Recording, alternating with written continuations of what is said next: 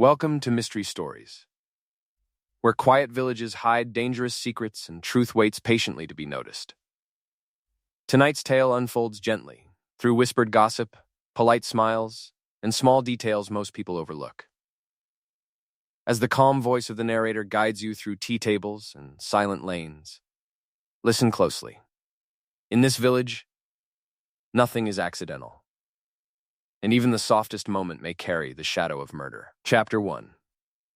The first remark comes, as such things often do, in the soft afterglow of Sunday service, when coats are buttoned and voices lower into the comfortable hum of routine gossip.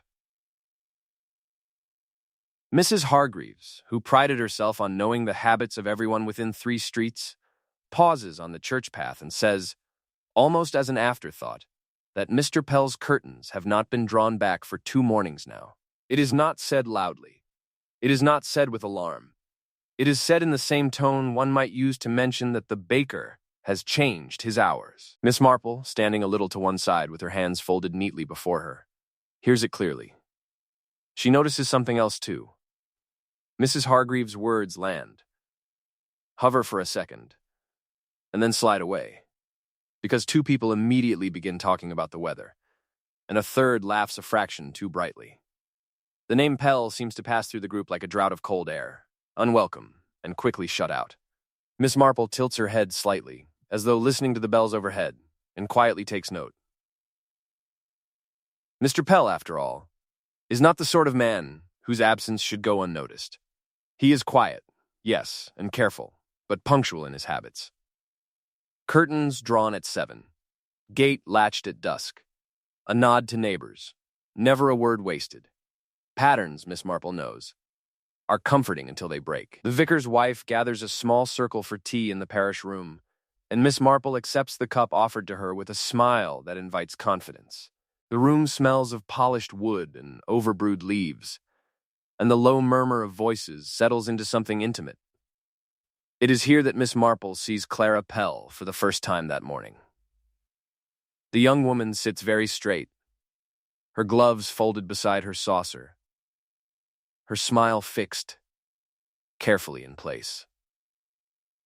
She laughs at the appropriate moments, but her hand betrays her. As she pours tea, her thumb presses hard into the edge of the saucer, so hard that the skin pales, leaving a faint white mark. Miss Marple's eyes rest on that thumb for only a moment, no longer than politeness allows, and then lift again. Clara notices.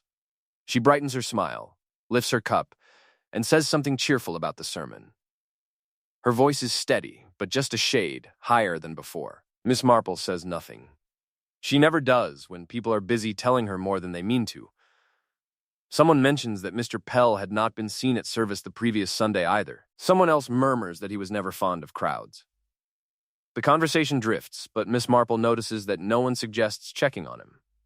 Concern, like curiosity, seems to stop short of action.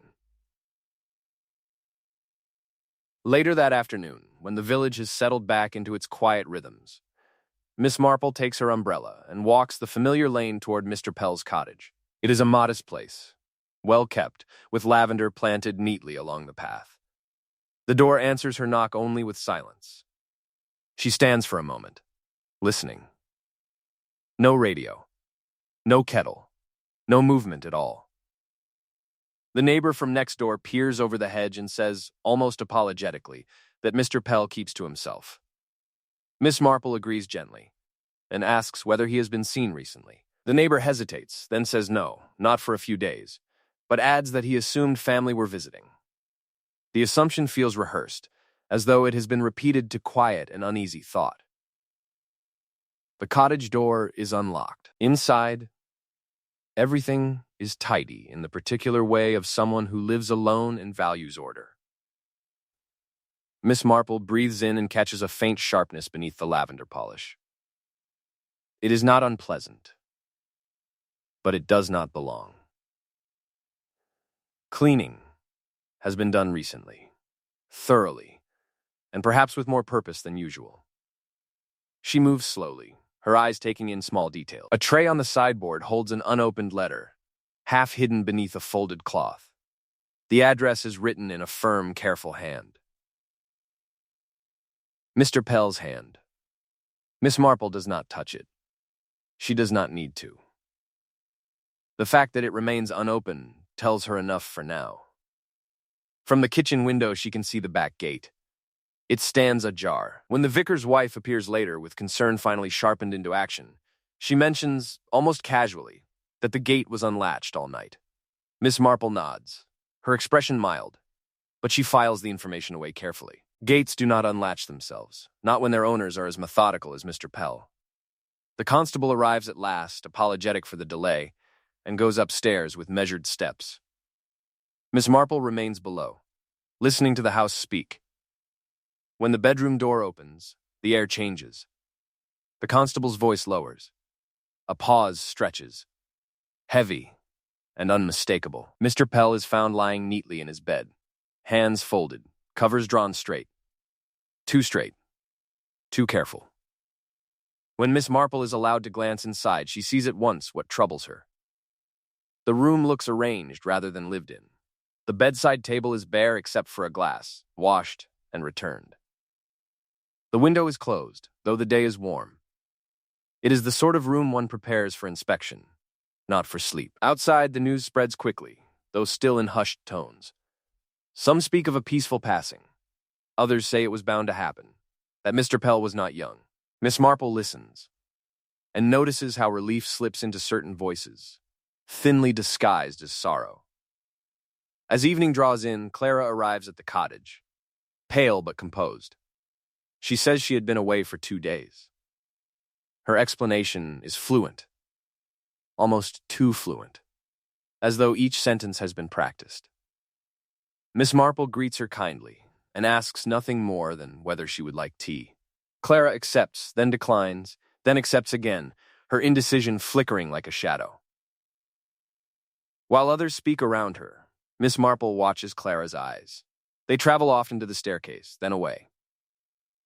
Once, when the word bedroom is mentioned, her shoulders tense, just slightly. Miss Marple comments on the lavender outside, how well it has grown this year. Clara agrees eagerly, too eagerly, and begins to talk of gardening, her voice rushing ahead of her thoughts. Later, as the constable prepares his report, he remarks that the door had been locked from the inside. It is offered as reassurance. Miss Marple thanks him softly, but her mind lingers on the latch marks she noticed earlier. Neat scratches that suggest careful hands rather than clumsy force. When the house finally empties, and the lamps glow softly in the lane, Miss Marple pauses at the gate. She looks once more at the cottage, at the drawn curtains, at the quiet that has settled too completely. She thinks of the unopened letter, the chemical scent, the unlatched gate, the way conversation slid away from concern. Somewhere between courtesy and avoidance, time has been allowed to pass. And time, Miss Marple knows, is often a murderer's closest ally. She walks home slowly, her thoughts moving just as carefully. Nothing yet proves wrongdoing. Nothing shouts danger. But the village has looked away, and something important has happened while no one was looking. And Miss Marple, smiling kindly to herself in the gathering dusk, knew she had just seen the first shadow of murder. Chapter 2. The first whisper of it reaches Miss Marple not through the constable or the doctor, but through the post office queue, where news is exchanged as naturally as stamps. The village has a way of pretending not to stare, of lowering voices while leaning closer, and on Monday morning the air is thick with that careful curiosity that calls itself concern. Mrs. Avery, the postmistress, is speaking to no one in particular as she weighs a parcel.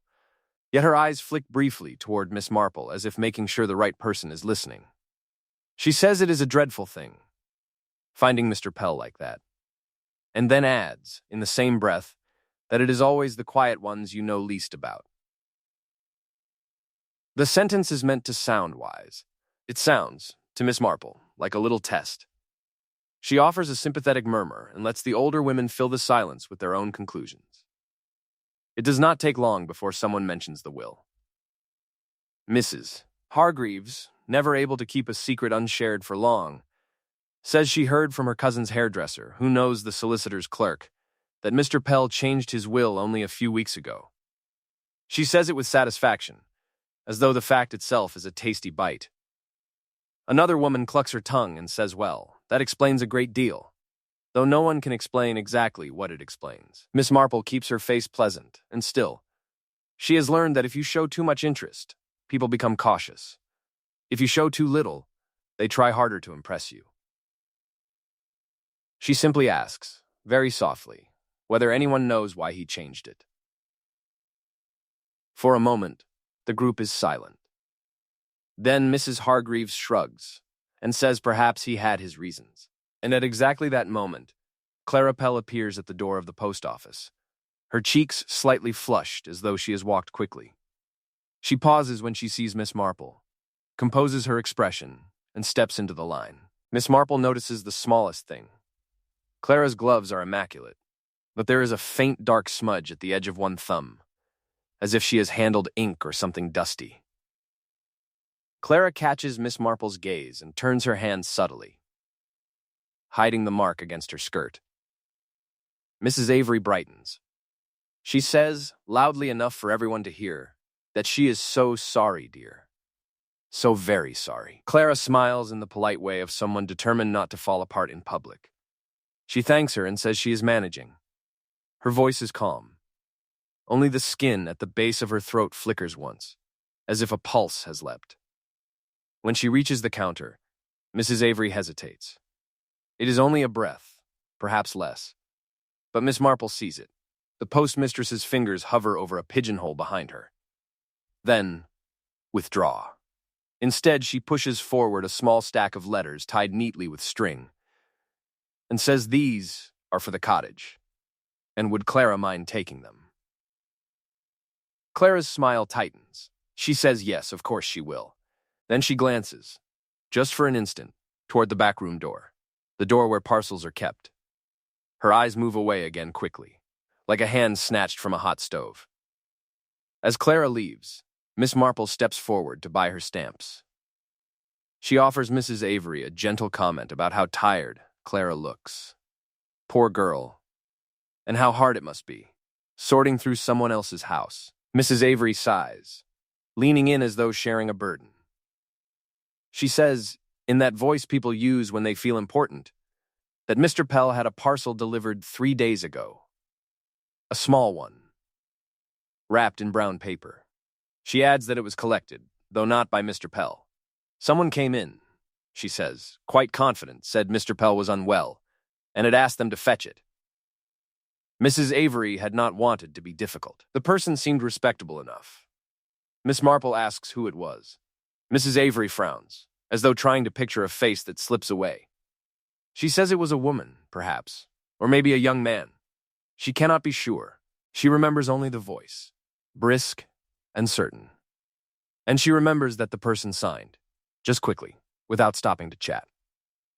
Miss Marple thanks her warmly and takes her stamps, but the little detail settles inside her mind like a seed. Respectable enough, brisk and certain. That sort of confidence is often borrowed. Outside, the village is continuing its day, but everything has a slightly sharpened edge. People greet each other with kindness and then lean close when they think no one is listening.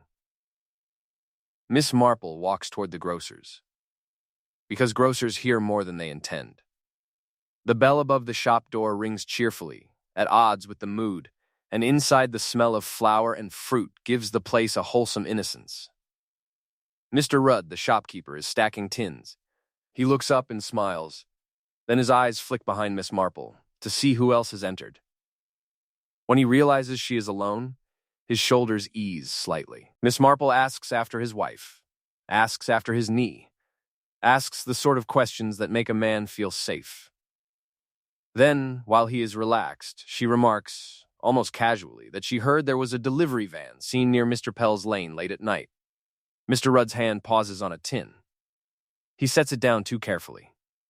He laughs, a quick sound, and says, "Oh, people do talk, don't they?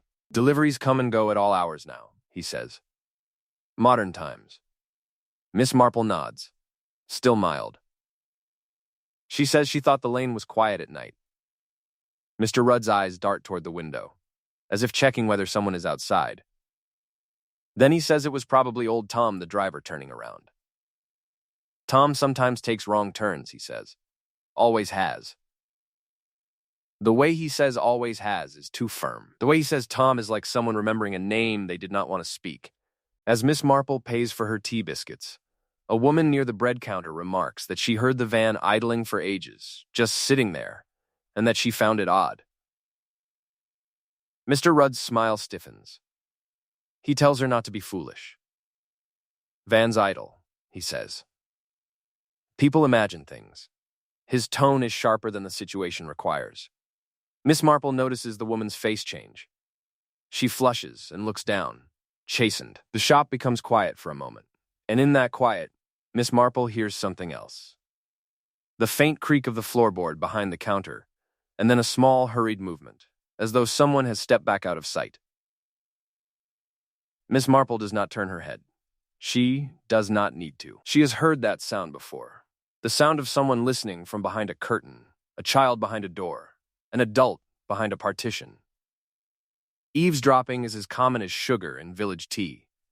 She leaves the shop with her parcels and walks slowly toward home. Halfway down the lane, she hears quick footsteps behind her. Clara Pell catches up, breathless, her cheeks pink with effort. She apologizes and says, Miss Marple, could she ask something? She says it in a tone that tries to sound casual, but her eyes are too bright. Miss Marple encourages her gently.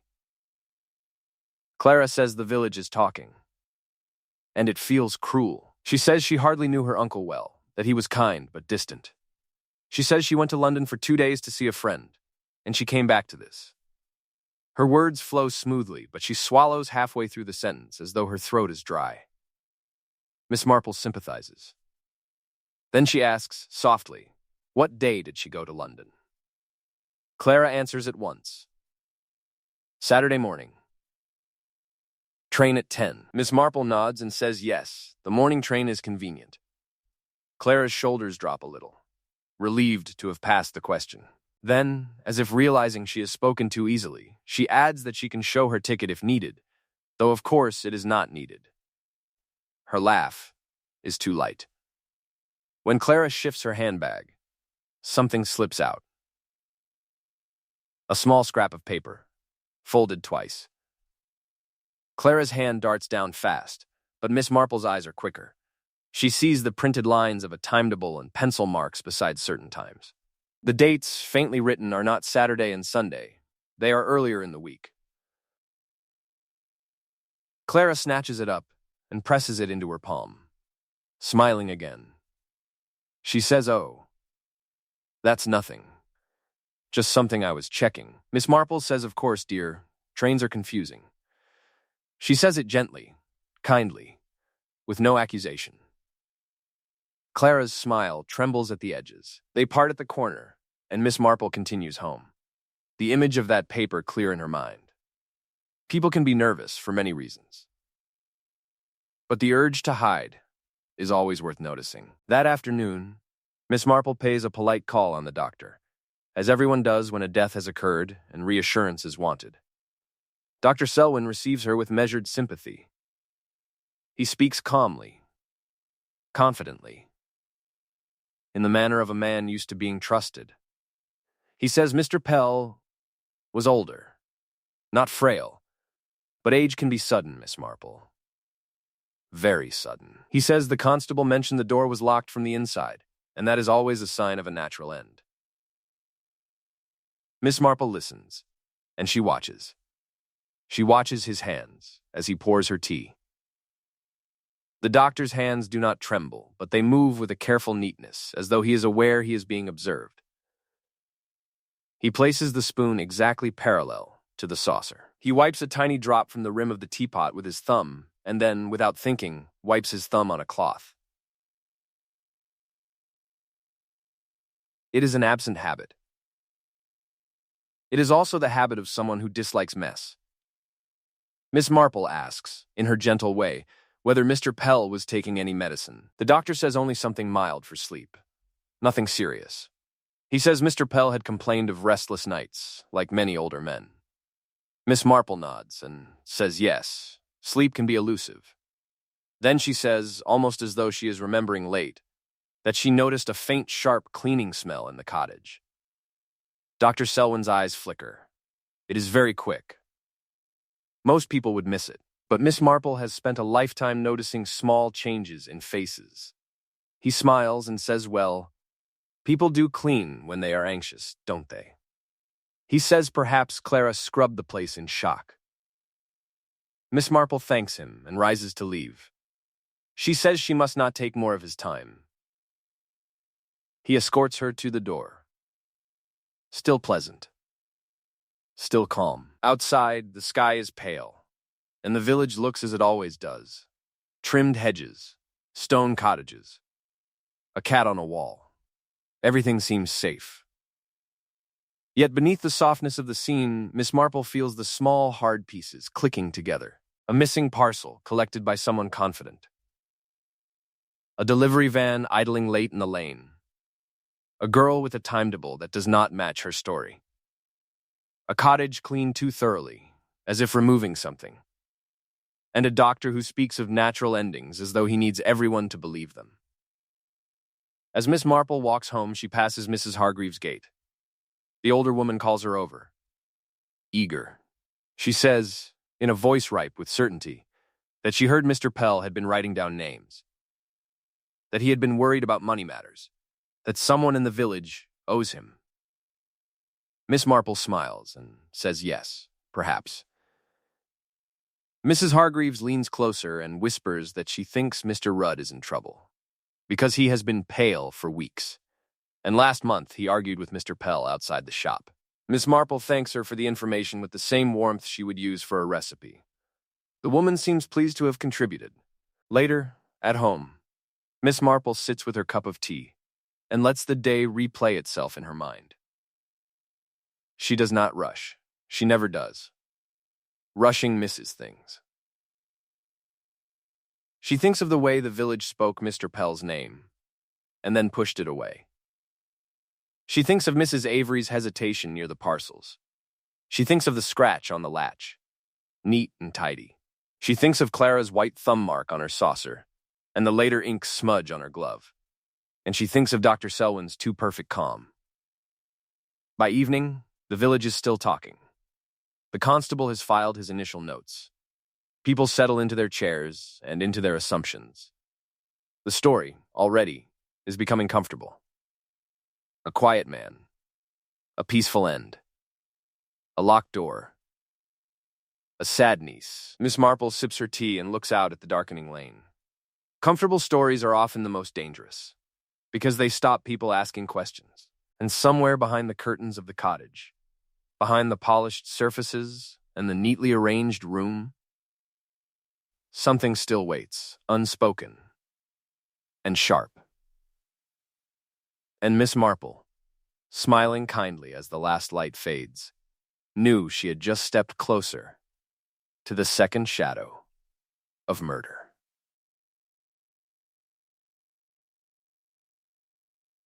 Chapter 3. The remark that shifts everything is spoken not in anger or grief, but in irritation, which Miss Marple has long found to be far more revealing. It comes from Mrs. Dalloway, Mr. Pell's sister by marriage, who arrives in the village on a late morning train, with the air of someone determined to be offended by something, though she has not yet decided what. She is a tall woman, sharply dressed, her hat pinned too tightly, as if order itself might escape without firm restraint. She wastes no time on pleasantries. By the time she reaches Mrs. Hargreaves' front gate, she is already saying, loudly enough for the hedge to hear, that it is disgraceful no one thought to inform her sooner. People pause in their kitchens. Curtains twitch. Miss Marple, who happens to be passing with her basket, notes the performance with quiet interest. Mrs. Dalloway insists on seeing the cottage at once. She says she has every right. She says it with emphasis, as though rights are things one must guard aggressively lest they be stolen. The constable, caught between duty and discomfort, accompanies her, and Miss Marple is invited along almost by accident. Included because no one ever quite thinks to exclude her. Inside the cottage, Mrs. Dalloway walks briskly from room to room, her heels tapping sharply on the clean floor. She comments on the tidiness, the lack of dust, the sameness of it all. She says her brother-in-law was always particular, always secretive. She says it as an accusation. Miss Marple watches her hands. They move constantly, straightening objects that are already straight, touching surfaces as if to reassure herself that things are solid. When Mrs. Dalloway reaches the sitting room, she stops abruptly. Her eyes settle on a framed photograph on the mantel. It shows Mr. Pell with a younger version of herself and her late sister, taken many years ago. Mrs. Dalloway's mouth tightens. She turns the photograph face down with a decisive movement. Miss Marple notices the gesture. She notices how quickly it is done, and how final. People turn things face down when they do not wish to be seen by them. Mrs. Dalloway says sharply that her brother-in-law had been behaving oddly. She says he had written to her recently, asking questions about old family matters, about money that had passed hands long ago. She says she told him not to rake up the past. There was no need, she says. No need at all. Miss Marple murmurs sympathetically and asks, in her mild way, whether she still has the letter. Mrs. Dalloway stiffens. She says she destroyed it. Why keep such things, she asks, when they only cause trouble? The words are reasonable. The tone is not. Later, over tea at Mrs. Hargreaves' table, Mrs. Dalloway's irritation softens into something else. She complains of the journey, of the delays, of the inconvenience of having to rearrange her schedule. Then, as if suddenly remembering the purpose of her visit, she says her brother-in-law was frightened. The word hangs in the air. Miss Marple looks up, attentive but calm. Mrs. Dalloway waves a dismissive hand as though regretting the admission. She says frightened is perhaps too strong. Uneasy, then. He said he had discovered something, she says. Something that would make people angry. He said he intended to put matters right. Miss Marple asks who he meant. Mrs. Dalloway shrugs and says he was never specific. That was his way, always hinting, never stating plainly. She takes a sharp sip of tea and adds that if he had minded his own business, he might still be alive. The sentence is said carelessly, but it lands heavily. Clara Pell, seated at the far end of the table, flinches. It is subtle, just a tightening of her shoulders, but Miss Marple sees it. Clara quickly lifts her cup, though it is already empty, and pretends to drink. When she sets it down, her hand shakes slightly, and a few drops spill onto the saucer. Mrs. Hargreaves bustles to mop it up, clucking sympathetically. She says it has all been too much for the poor girl. Clara thanks her, her voice low. She keeps her eyes on the tablecloth. The conversation turns, as it always does, to money. Someone mentions that Mr. Pell used to lend small sums, quietly, without fuss. He never charged interest. He simply wrote things down, dates and amounts, neat as church accounts. It was generous, people say. Perhaps foolish. Mrs. Dalloway snorts. She says generosity only encourages weakness. Miss Marple notes the sharpness of her tone. It suggests experience. That afternoon, Miss Marple takes a walk past the public house. Not because she intends to enter, but because information has a way of drifting out through open doors. The landlord is polishing glasses. Two men stand at the bar, voices lowered. One of them says that Mr. Pell had been asking questions, nosing about where he was not wanted. The other says it serves him right, then quickly adds that he did not mean that, of course. Miss Marple pauses just inside the doorway and waits until the landlord notices her. He greets her warmly and asks after her health. She replies kindly and mentions, as though in passing, that it is sad about Mr. Pell. The landlord sighs and says yes, it is. He hesitates, then says Mr. Pell was not as simple as people thought. He says the man kept records, not just of money, but of conversations. He watched. He remembered. Miss Marple says softly that remembering can be a burden. The landlord nods, his mouth tightening. He says some people do not like to be remembered. On her way home, Miss Marple calls at the cottage again. It is quiet, sealed now, the air inside slightly stale despite the recent cleaning. She walks through slowly, letting her eyes trace the familiar shapes. In the kitchen, she notices something she had not before. A cupboard door does not quite align with the others. It is only a fraction off, barely visible unless one is looking closely. She opens it. Inside, everything is orderly.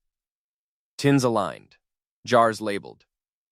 At the back, behind the flour, she sees the faint outline of something that has been removed. A circular mark in the dust, cleaner than the rest.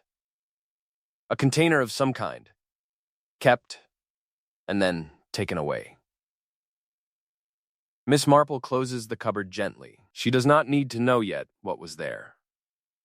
The absence itself is enough.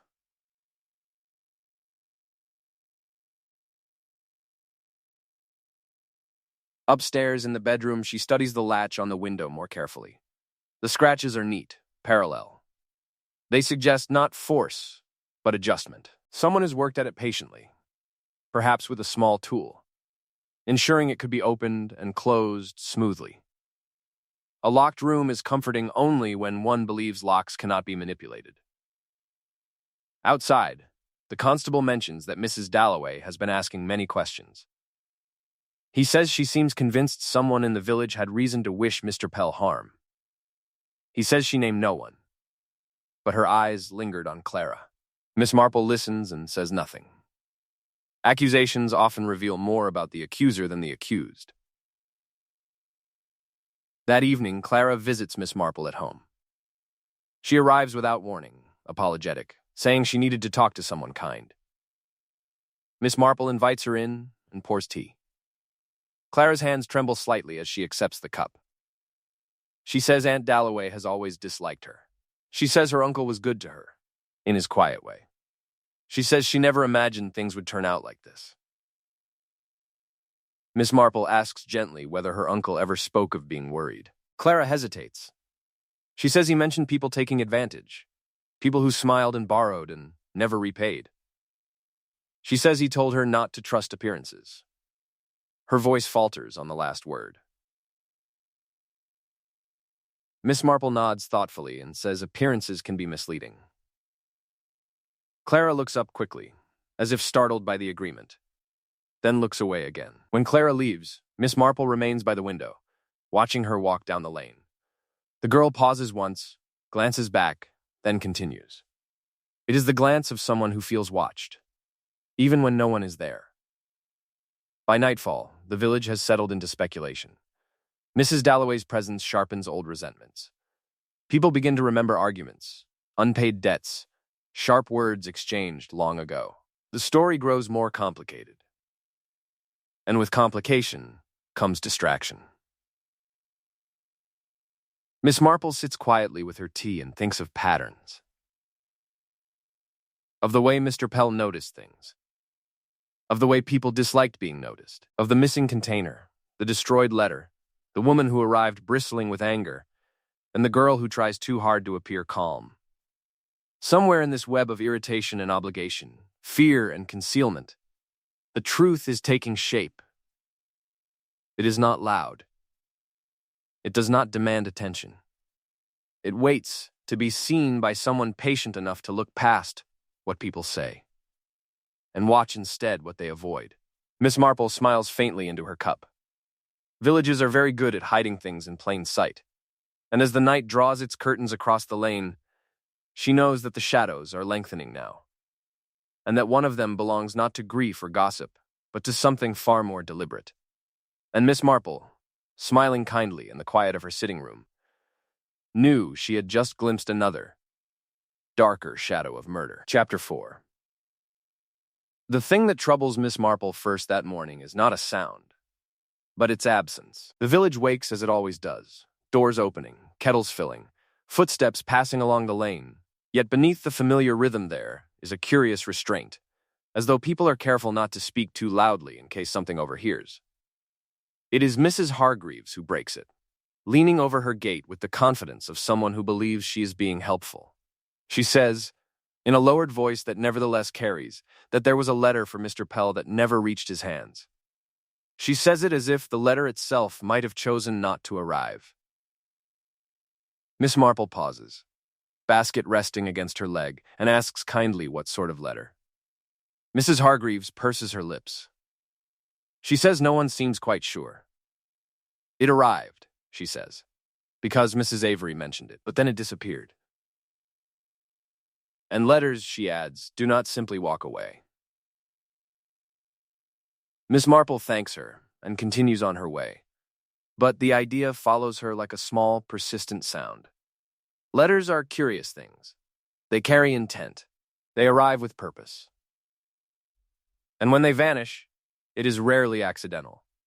She turns instead toward the cottage, where the door remains closed, the windows still, the air inside holding the faint echo of recent activity. With the constable's permission, she steps inside once more, moving with the ease of someone who respects other people's spaces.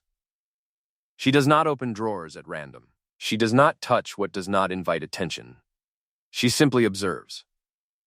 In the sitting room, her eyes are drawn again to the tray by the sideboard. It has been straightened since her last visit. The cloth folded more neatly, the space beneath it carefully cleared. Too carefully. She lifts the cloth just enough to confirm what she already suspects. The outline of the letter is gone. Miss Marple lets the cloth fall back into place and turns her attention elsewhere.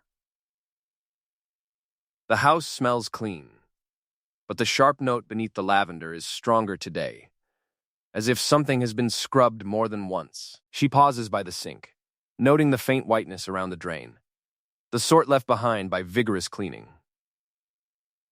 A domestic clue, small and easily dismissed, yet insistently present. From the front window, she sees Clara approaching, walking with measured steps. The girl hesitates before knocking, smoothing her coat, lifting her chin as if bracing herself. Miss Marple opens the door before the knock falls. Clara apologizes at once. She says she wanted to check whether there was anything more she should do. She says she hates the idea of leaving things unfinished. Miss Marple invites her in and pours tea, the ordinary ritual easing the tension between them. Clara's hands move constantly as she speaks. She rearranges the teaspoon. She smooths the tablecloth. She touches the rim of her cup without drinking. Miss Marple asks, gently, whether her uncle received much correspondence. Clara frowns, as though thinking hard. She says he received letters, of course. Bills. Occasional notes, nothing unusual. Her answer is quick, but her eyes flick toward the sideboard, toward the place where the letter once lay. Miss Marple nods and says letters can be tiresome things.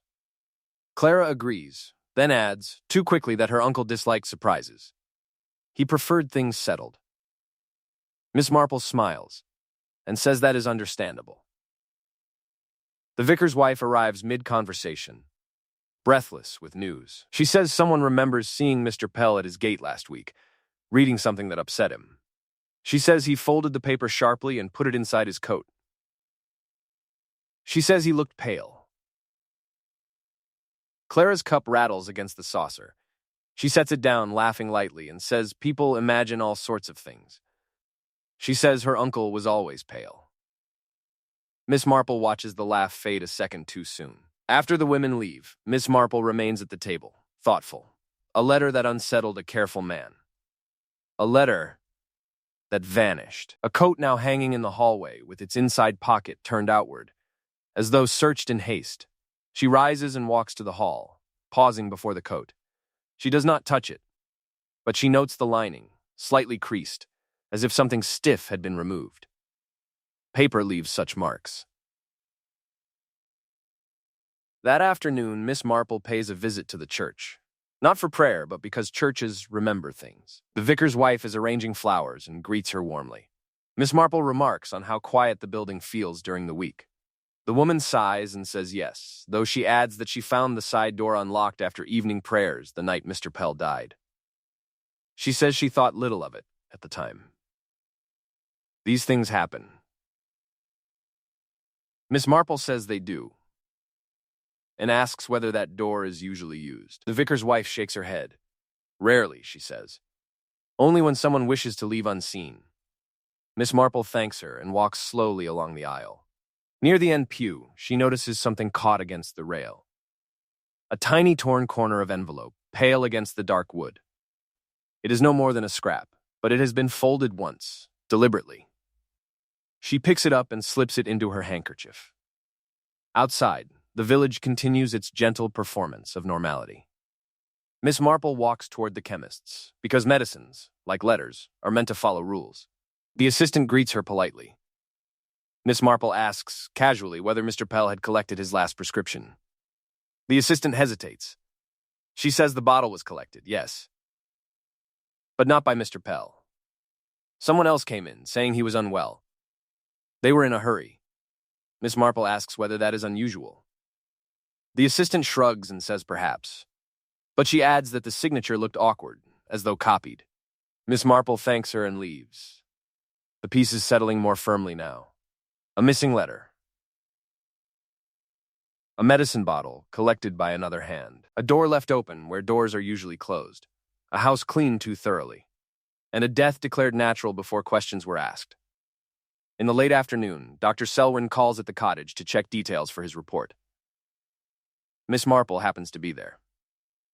He greets her warmly and speaks with his usual calm assurance. He says the cause is clear enough. He says there is no need to trouble the village further. Miss Marple listens and then asks, quietly, whether the medicine bottle was empty. Dr. Selwyn pauses. Just a fraction. Then he says yes, quite empty. Miss Marple asks whether that was expected. He says perhaps Mr. Pell took more than advised. Miss Marple nods and says perhaps. Then she mentions gently that the refill slip is missing. The doctor smiles. He says slips are easily misplaced. His voice remains smooth. But his hand tightens briefly on his hat.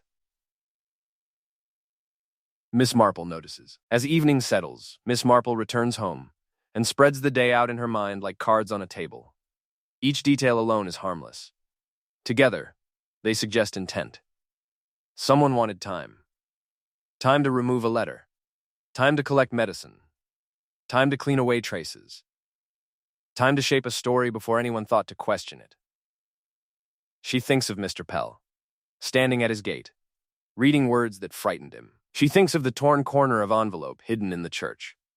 She thinks of the coat pocket turned inside out. The body was found too late, she realizes. Not because the village was careless, but because delay served someone's purpose. Outside, the lamps are lit, and windows glow softly.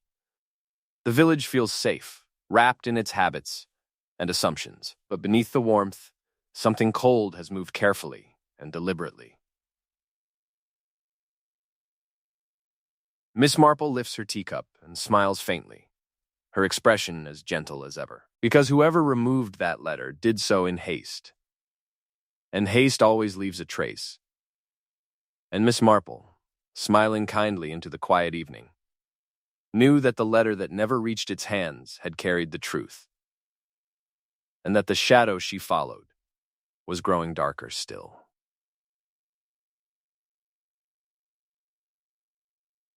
Chapter 5. The day of the Charity 50 arrives, wrapped in bunting and good intentions, and Miss Marple has always thought there is no better place to observe human nature than where people are determined to appear their best. The village green fills early. Tables laid with jam jars glowing ruby and amber in the sunlight, plates of sponge and shortbread arranged with loving care. Laughter rises easily, a little louder than usual, as if sound itself might push away unease. Miss Marple arrives quietly and takes her time walking between the stalls. She greets people by name, comments on the weather, admires a particularly fine Victoria sponge. She is careful not to linger too long in any one place. Stillness invites caution. Movement encourages talk. At the jam stall, Mrs. Finch leans forward conspiratorially and says she heard the constable has been asking questions again. She says it with satisfaction, as though justice itself were a form of entertainment. Miss Marple murmurs that such things take time. Mrs. Finch nods and adds that time can be dangerous if one waits too long. The remark feels borrowed, repeated from someone else, but Miss Marple notes it all the same. Nearby, Clara is helping arrange cakes. She smiles dutifully at passers-by, accepting coins, thanking donors. Her voice is warm, but her movements are slightly hurried, as though she is always one step ahead of herself. Miss Marple notices that she flinches when someone mentions Mr. Pell's name, then immediately corrects herself, lifting her chin, smoothing her expression. Miss Marple stops to admire a jar of lemon curd, and casually asks Clara whether she has been managing all right. Clara says she has. She says it firmly, as though saying it enough times might make it true. When Miss Marple asks whether she has been sleeping, Clara laughs lightly and says she sleeps when she can. Her eyes dart toward the church for just a moment before returning to Miss Marple's face. The Fefty hums along, and with it comes the small talk that so often hides sharper truths. Near the bookstall, two women whisper about debts. One says Mr. Pell was too soft, lending money and never pushing for it back. The other says he had begun to change, that he was making lists. Miss Marple pauses to examine a stack of old hymn books and listens without appearing to. When she straightens, she sees Mr. Rudd approaching Clara with a plate of pastries. He presses them on her insistently, saying she must eat. She looks thin. His voice is overly cheerful. His hand lingers a second too long as he offers the plate. Clara accepts quickly, as though grateful for the distraction, and thanks him more effusively than the gesture requires. Miss Marple watches Mr. Rudd's face as someone nearby jokes lightly about unpaid tabs at the shop. The color drains from his cheeks. He laughs, but the sound catches halfway. He says people do exaggerate, don't they? His eyes flick toward Clara, then away. At the edge of the green, the vicar chats with a visitor from the neighboring village. Miss Marple wanders close enough to overhear without appearing to listen. The visitor mentions she was walking home late one night last week and saw a young woman near the railway footbridge, pacing as though waiting for someone. She says she thought nothing of it at the time, but now she wonders. Miss Marple turns just as Clara stiffens. The girl laughs too loudly and says people mistake one person for another all the time. She says she was nowhere near the bridge that night. Her tone is confident, but her fingers twist the edge of her apron until the fabric wrinkles. Miss Marple says nothing. She does not contradict. She does not reassure. She simply watches the way Clara's breath comes a little faster, the way her shoulders hold tension long after the conversation moves on. Later, as the afternoon wears on, the vicar drops a small remark while helping dismantle a stall. He says the church side door was found unlocked again the evening after prayers last week. He laughs as he says it, calling himself forgetful. Miss Marple notes the pattern. Doors left open where doors are usually closed. Gates unlatched. Access made easy. She drifts toward the refreshments table and pours herself a cup of tea. Mrs. Hargreaves joins her, full of energy. She says people are saying all sorts of things now. She says she heard Mr. Pell argued with Mr. Rudd only a month ago. She says she heard raised voices. Miss Marple listens, nodding, offering sympathetic sounds. Mrs. Hargreaves leans closer and whispers that perhaps it was about money. Miss Marple thanks her and sips her tea. Money, she thinks, is rarely about numbers. It is about power and about fear. As the 50 draws to a close, Miss Marple notices something odd near the church wall. A small scrap of paper lies half hidden beneath a bench. She bends to retrieve it. It is nothing more than a torn corner, but the paper matches the texture of the envelope scrap she found earlier. The tear is clean, deliberate. She slips it into her pocket and continues on her way. In the evening, Miss Marple sits with Clara at the cottage, helping her sort through some of Mr. Pell's papers. Clara's movements are careful, reverent. She pauses often, as though unsure whether to open a folder or leave it untouched. Miss Marple encourages her gently. saying it is better to know than to wonder. They find receipts, notes, lists of expenses. Everything is orderly. Too orderly. Miss Marple notices gaps where pages have been removed. The numbering skips. Clara notices too and quickly looks away. Clara says suddenly that people are accusing her. She says she feels it in the way they look at her. She says she only wanted to help her uncle, that she would never harm him. Her voice cracks slightly on the last word. Miss Marple listens, her expression kind. She says people often accuse what they do not understand. Clara nods eagerly, relief flooding her face. Then Miss Marple adds, gently, that misunderstandings grow when stories do not quite fit. Clara's hands still. She says what does not fit. Miss Marple smiles and says only small things. Timings, movements, words spoken too quickly. She says it softly, without emphasis. Clara laughs, a brittle sound. She says she is tired, that is all. Miss Marple agrees and suggests she rest. As Miss Marple walks home under the fading light, she thinks of the Fae, of the forced cheerfulness, of Mr. Rudd's sudden generosity, of Clara's confident denials and nervous hands, of doors left unlocked and paper torn carefully into pieces. The village, she knows, has begun to circle its own suspicions. Accusations will grow louder now, more careless. And in that noise, someone may feel safe. Miss Marple pauses at her gate and looks back toward the green, now empty, bunting fluttering faintly in the breeze. The FT has raised money and spirits, but it has also loosened tongues. And somewhere in those loosened words, the truth has begun to slip out, fragment by fragment. Miss Marple smiles gently to herself as she steps inside. Because someone at the FT had tried very hard to keep control of the story, and control, once strained, has a habit of breaking. And Miss Marple, setting her teacup carefully on the table, knew she had just seen another piece of the shadow fall into place. Chapter 6. The tone of the village changes again the morning Miss Marple notices the doctor has begun to speak first. It is a subtle thing, easy to miss unless one has spent a lifetime listening to what people volunteer without being asked. Dr. Selwyn's voice is suddenly everywhere. At the butcher's counter, at the edge of the green, outside the post office. Calm, reassuring, reasonable. He says there is no cause for distress. He says such things happen quietly, especially to older men. He says people should not let imagination run away with them. Miss Marple hears all of this while standing slightly apart, her basket resting on her arm. What interests her is not what he says, but how often he says it. And to whom? At the chemist's, she arrives just as Dr. Selwyn is leaving. He holds the door for her with a courteous smile, asks after her health, and tells her she must not let the village chatter upset her.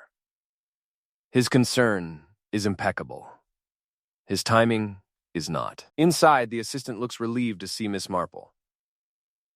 She fidgets with a stack of labels and says it has been a busy morning. Miss Marple agrees and remarks that it must be difficult when everyone wants reassurance at once. The assistant hesitates, then says that Dr. Selwyn has already been by, checking records. She says he wanted to make sure everything was tidy, in case there were questions later. She laughs a little, nervously, and says he is very thorough. Miss Marple smiles and says thoroughness is a virtue. Then she asks, gently, whether Mr. Pell's prescription was collected again recently. The assistant's fingers still. She says no. She says the bottle was collected earlier than expected, just before the end.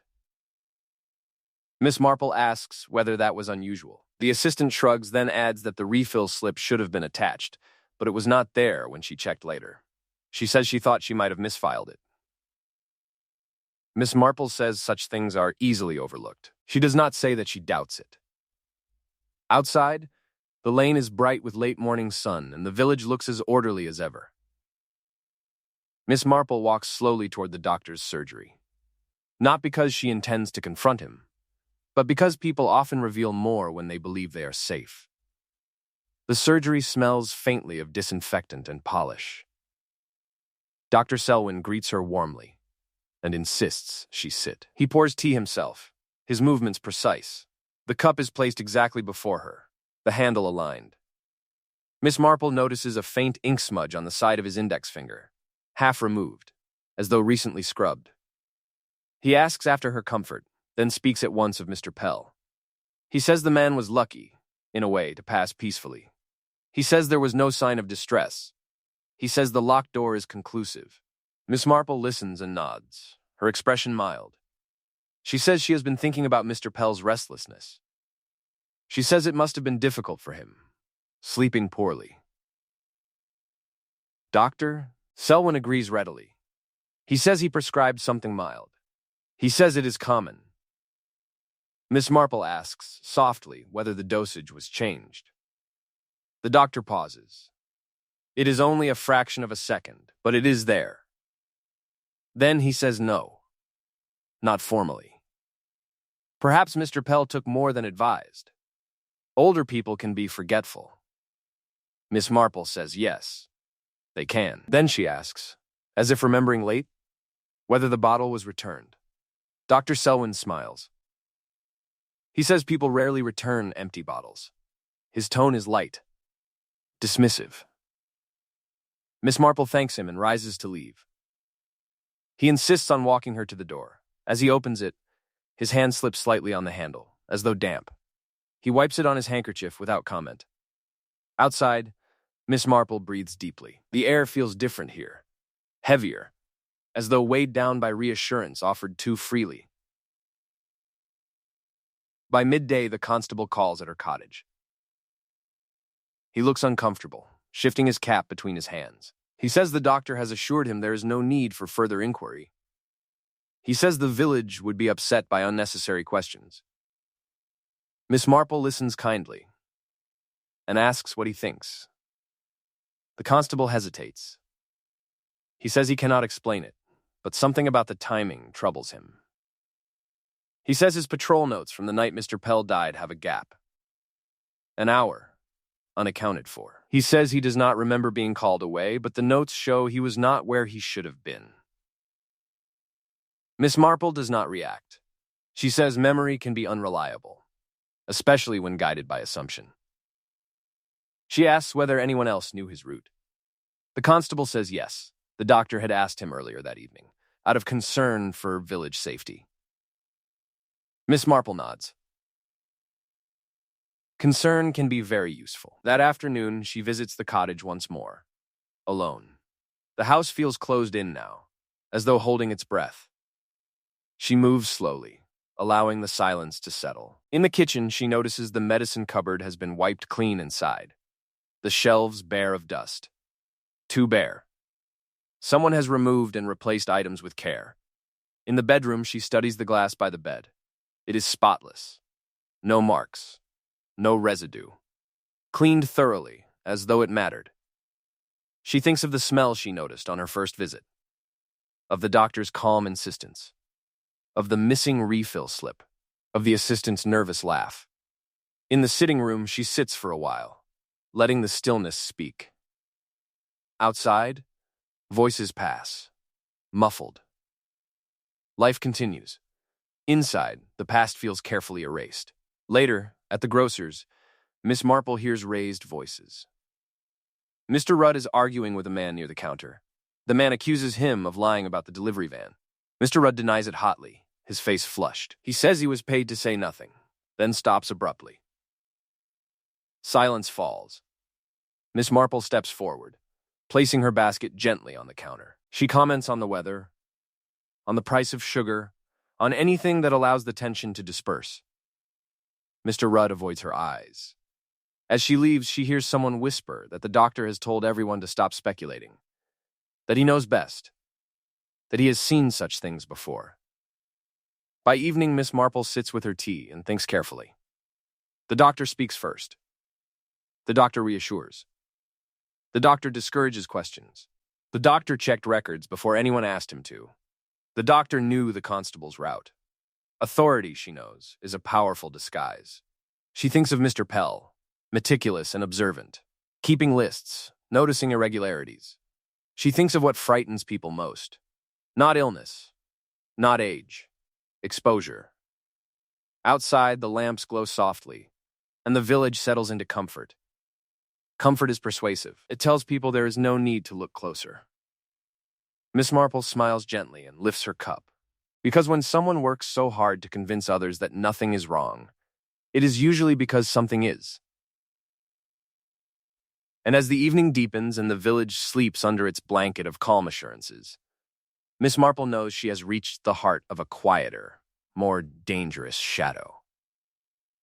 One that wears a polite smile and speaks in a steady voice. And Miss Marple, gazing into her teacup with thoughtful kindness, knew that the shadow of murder was now standing very close indeed. Chapter 7. The change comes quietly, as most dangerous things do, in the form of an invitation that sounds perfectly harmless. Mrs. Hargreaves calls round mid-morning with the suggestion that it might do everyone good to sit together for tea. Nothing formal, she insists. Just neighbors, just talking. Miss Marple thanks her warmly and agrees at once, already aware that people reveal more when they believe the moment is ordinary. By the time she arrives, the table is set with care. Cups arranged neatly, a plate of biscuits untouched, as though waiting for permission. Clara sits stiffly at one end, her hands folded in her lap. Mr. Rudd occupies a chair near the window, his back straight, his jaw tight. Mrs. Dalloway has placed herself opposite Clara, her posture rigid. Her expression sharp with disapproval she makes no effort to hide. The constable stands awkwardly near the mantel, unsure whether he belongs among teacups. Miss Marple takes her seat last, smiling kindly, as though nothing in the room concerns her at all. Conversation begins politely. The weather, the fee, how well everything was organized, all things considered. But beneath the surface, tension hums like a wire pulled too tight. Miss Marple listens, letting silence do its work. Silence, she knows, makes people uncomfortable. And uncomfortable people speak. Mrs. Dalloway breaks first. She says she has been thinking. She says her brother-in-law did not die by accident. She says it firmly, as if daring anyone to contradict her. Her eyes flick toward Clara. Clara stiffens. She says she loved her uncle. She says she would never harm him. Her voice is steady, but her hands have curled into fists in her lap. Miss Marple leans forward slightly and asks Mrs. Dalloway what makes her think that. Mrs. Dalloway sniffs. She says there were secrets. She says Mr. Pell had discovered wrongdoing. She says he told her as much. She says someone had reason to silence him. Miss Marple nods thoughtfully. She asks, gently, whether Mr. Pell ever mentioned keeping records. Mr. Rudd shifts in his chair. The constable looks up quickly. Clara's breath catches, just audibly. Mrs. Dalloway says yes. He kept records. Lists. Always lists. She says it with irritation, as though the habit offended her. Miss Marple smiles and says records are useful things. Then she asks, as if the thought has just occurred to her, where Mr. Pell kept them. There is a pause. No one answers at once. Mr. Rudd clears his throat and says perhaps in his desk. Mrs. Dalloway says perhaps in his study. Clara says she has not seen anything like that. Miss Marple nods and says yes, perhaps. Then she adds, softly, that she noticed a biscuit tin behind the flour in the kitchen cupboard. An odd place for biscuits, she says, unless one wishes to keep something safe. The room stills. Clara looks up sharply, then looks away. Mr. Rudd's face has gone pale. Mrs. Dalloway frowns, confused, as though trying to remember something she had chosen to forget. Miss Marple says she found the tin empty, though the dust suggested it had not always been so. She says this gently, not accusingly, as though sharing a small domestic curiosity. Mr. Rudd laughs, a brittle sound. He says lots of people keep odd things in tins. Clara says nothing. She presses her lips together, her eyes fixed on the tablecloth. Miss Marple reaches for her teacup and takes a sip before continuing. She says Mr. Pell was a careful man. He noticed things. He wrote them down. He did not threaten. He observed. An observation, she says mildly, can feel very threatening indeed to those who would prefer not to be seen clearly. Mrs. Dalloway straightens. She says Mr. Pell was meddling. She says he should have minded his own affairs. Miss Marple looks at her kindly and asks whether that was why she destroyed his letter. Mrs. Dalloway freezes. For a moment, no one breathes. Mrs. Dalloway demands to know what letter. Her voice is sharp, but there is fear beneath it now. Miss Marple explains gently that Mr. Pell wrote to her shortly before his death, asking questions. She says she understands the impulse to tear up uncomfortable correspondence. It is a very human thing. Mrs. Dalloway opens her mouth, then closes it again. She says nothing. The constable clears his throat. He says perhaps this conversation should be more formal. Miss Marple smiles at him reassuringly and says there is no harm yet, only truth seeking its proper place. She turns to Clara then and asks softly whether she remembers collecting a parcel for her uncle. Clara's head snaps up. She says yes, of course. She was helping. She was told to. Miss Marple nods. She asks who told her. Clara hesitates. She glances at Mr. Rudd. Then, almost involuntarily, her eyes flick toward the door, as if expecting someone to enter. Miss Marple waits. Clara swallows and says the doctor suggested it. He said her uncle was unwell. He said it would save him trouble. The constable stiffens. Mr. Rudd lets out a low sound, half cough, half laugh. Miss Marple says thank you, dear, very kindly, as though Clara has merely passed her the sugar. Then she asks about the timetable notes, the ones Clara dropped earlier in the week. Clara's composure breaks then, just a little. She says she was confused. She says she wanted to be sure she remembered her movements correctly. She says people forget things under stress. Miss Marple agrees. She says that is why people sometimes help others remember, by telling them what they did. Mr. Rudd pushes his chair back suddenly. He says he wants no part of this. He says he was paid to park the van near the lane. Nothing more. He says it was meant to distract, to give someone time. He says he did not know anyone would be hurt. The constable steps forward instinctively. Mrs. Hargreaves gasps. Clara stares at Mr. Rudd as though seeing him for the first time. Miss Marple raises a hand, calming. She asks, gently, who paid him. Mr. Rudd's mouth opens, closes. He shakes his head. He says he cannot say. Miss Marple does not press him. She simply remarks that fear is a powerful persuader. Stronger, sometimes, than money. She turns then to the envelope scraps she has kept carefully folded in her handbag. She lays them on the table. 2 torn corners, edges matching. She says they were found in different places. One in the church. One near the green. She says it suggests haste. Mrs. Dalloway looks away. Clara trembles. Miss Marple says the letter frightened Mr. Pell because it confirmed something he already suspected. She says he planned to act the next morning. To speak. To reveal. The room seems to lean closer. She does not name anyone yet. She does not need to.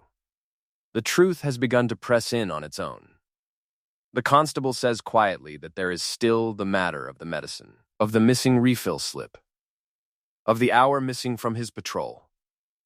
Miss Marple nods. She says all of these things point in the same direction. Not to anger, not to impulse, but to careful planning.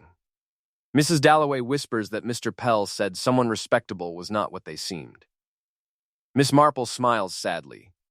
Respectability, she says, is often used as a curtain. Silence settles heavily now. Each person sits with their thoughts, their fears, their calculations. The ordinary setting makes it worse. Teacups, biscuits, sunlight through lace curtains. The domestic calm sharpens the sense of danger rather than softening it. Miss Marple gathers her gloves and rises. She says there is no need to say more today. She says some things are better left to rest until morning. The constable looks uncertain, but she meets his eyes and nods slightly. He understands. Sometimes pressure must be allowed to build. As Miss Marple steps outside, she feels it clearly now. The circle is tightening. Someone in that room has realized they are no longer safe. Behind her, a cup rattles softly against a saucer. Miss Marple walks home slowly, her thoughts steady, her manner unchanged. She has not accused, she has not confronted.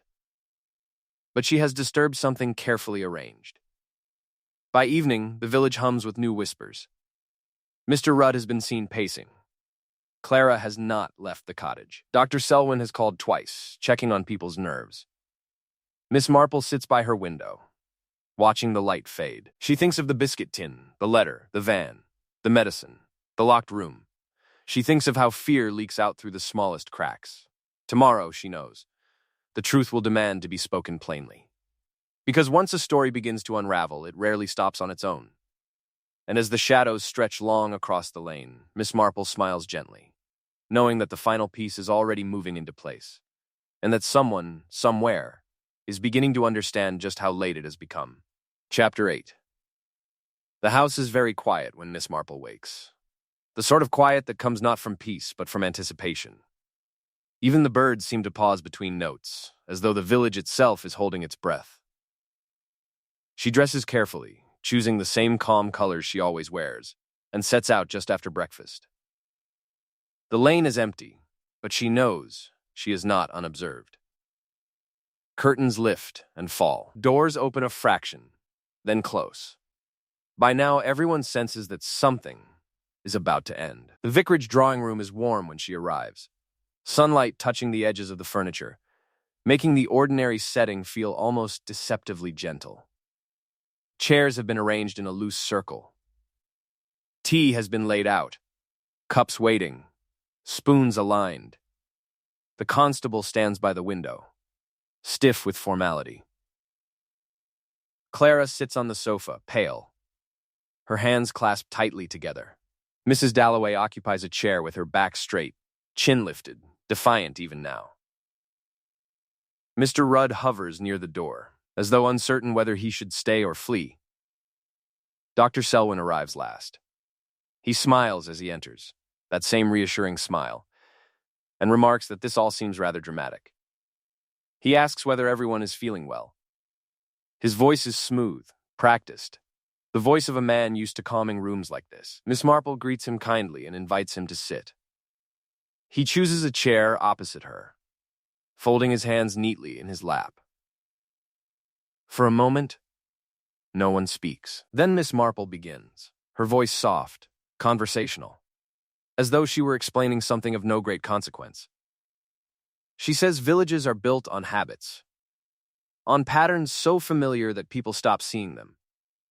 She says Mr. Pell was a man who noticed patterns, who kept track of small irregularities, not because he wished to cause trouble, but because he believed order mattered.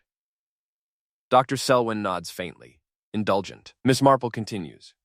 She says Mr. Pell began to notice discrepancies, small ones at first, funds that did not quite balance, receipts that appeared altered, signatures that looked a little uncertain. She does not look at the doctor yet. She does not need to. She says Mr. Pell was careful. He did not accuse. He observed. He wrote things down. He kept records in a biscuit tin, hidden where only someone familiar with the rhythms of a kitchen would think to look. Mrs. Dalloway shifts uncomfortably. Clara's breath comes shallow and fast. Miss Marple says when Mr. Pell realized what those records meant, he grew frightened. Not for himself, but because he understood the person involved held authority. Respect.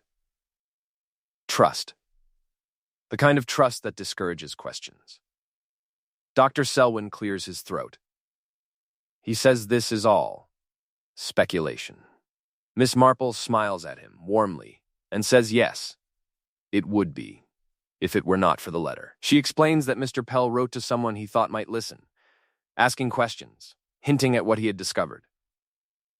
She says the letter unsettled him so deeply that a neighbor saw him pale at his gate while reading it.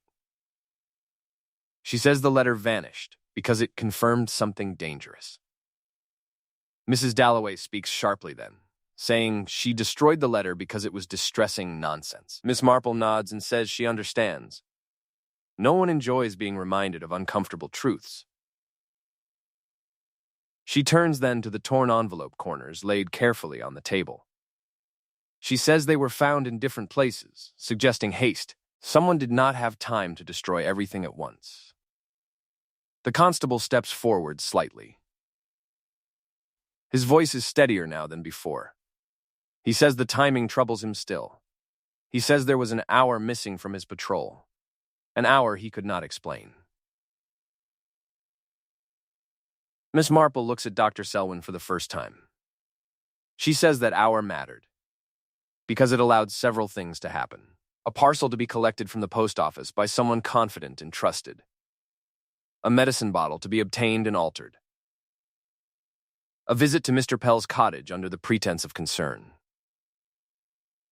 Dr. Selwyn's smile tightens. He says he visited many patients. Miss Marple agrees. Then she says Mr. Pell's medicine bottle was found empty sooner than expected. She says the refill slip was missing. She says the glass by the bed was washed thoroughly, as though residue mattered. Dr. Selwyn says older people make mistakes with dosage. Miss Marple nods. Then she says most older people do not clean their bedrooms so meticulously after doing so. The room is very still now. Miss Marple continues gently. She says Mr. Pell did not die suddenly. He was made drowsy, helpless. The locked door was staged to suggest peace. The delay in discovery allowed time to remove the biscuit tin, the letter, the altered bottle. She says Clara was drawn into this without understanding the full picture. She was asked to collect a parcel. She was helped to remember certain timings. She was encouraged to believe she was protecting family reputation. Clara begins to sob quietly, covering her mouth with her hand. Miss Marple turns to her and speaks kindly. She says manipulation often wears the mask of care. Clara nods, tears slipping down her cheeks. The constable asks quietly who orchestrated it. Miss Marple does not raise her voice. She simply says the person who knew the medicine, who knew the constable's route, who could calm suspicion before it formed, who arrived early to check records and discourage inquiry. Dr. Selwyn stands abruptly. He says this is absurd. He says he has devoted his life to the village. He says people trust him. Miss Marple looks up at him, her expression sad rather than triumphant.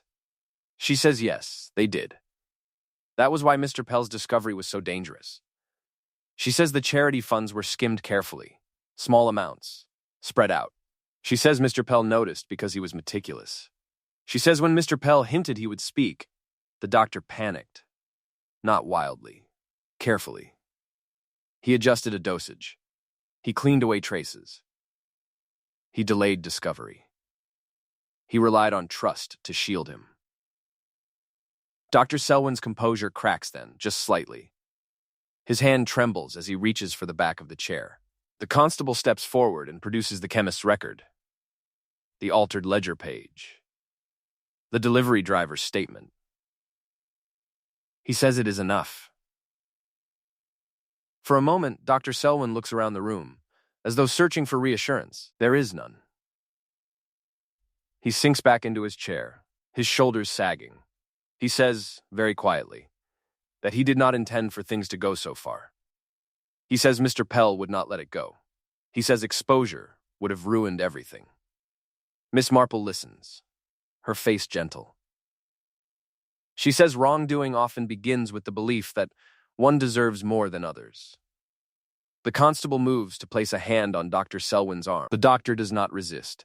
As he is led away, the room seems to exhale. Clara sobs openly now. Mrs. Dalloway stares at the floor.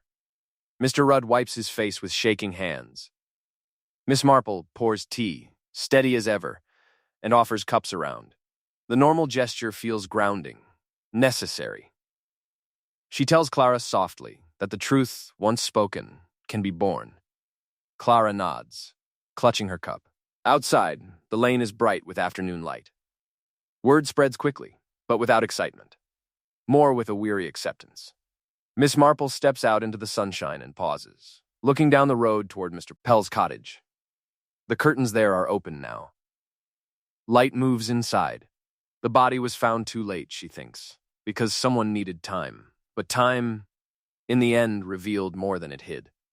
She walks home slowly, content not with victory, but with resolution. The village will settle again. It always does. But it will remember, quietly, that respectability can deceive, and that small observations matter. As she reaches her gate, Miss Marple smiles gently to herself. Because even the calmest villages cast long shadows, and it is only by watching patiently that one learns where they truly fall.